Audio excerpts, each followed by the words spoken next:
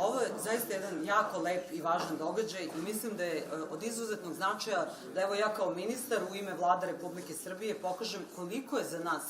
moderna Srbija zasnovana na i ekonomiji znanja i na ulaganju u inovacije, u naučno-istraživačku delatnost, dakle iz svih oblasti koje zaista danas jesu važne za ukupan,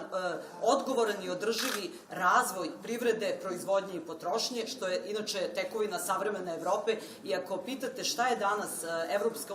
Evropska unija danas, pored političkih elemenata o kojima možemo naravno da pričamo sa pozitivne ili negativne strane, pre svega predstavlja razvoj digitalne infrastrukture, pametne specijalizacije,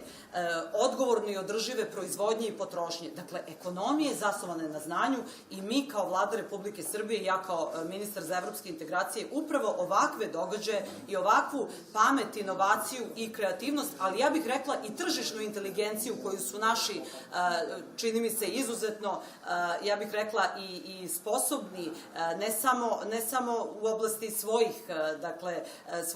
istraživačkih oblasti sposobni, već i tržišno inteligentni i sposobni pronalazači uspeli da pokažu i da svoje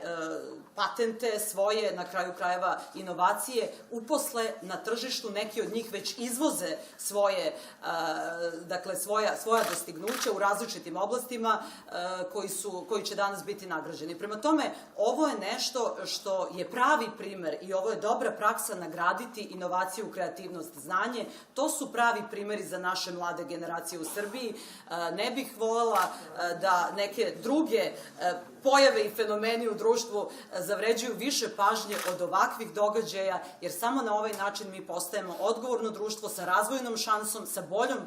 budućnošću za zaista generacije koje dolaze i voljela bih da ovi ljudi koji danas budu dobili nagrade za svoja postignuća budu pravi uzori svima nama u Srbiji, da svako u svojoj oblasti se potrudi da da što više, a naravno ako ima potencijal i za naučno-istraživački rad, država to mora i prepoznaće, ova Vlada Srbije to prepoznaje i to je ono što je zapravo pravi razlog, ja bih rekla, i evropskih integracija.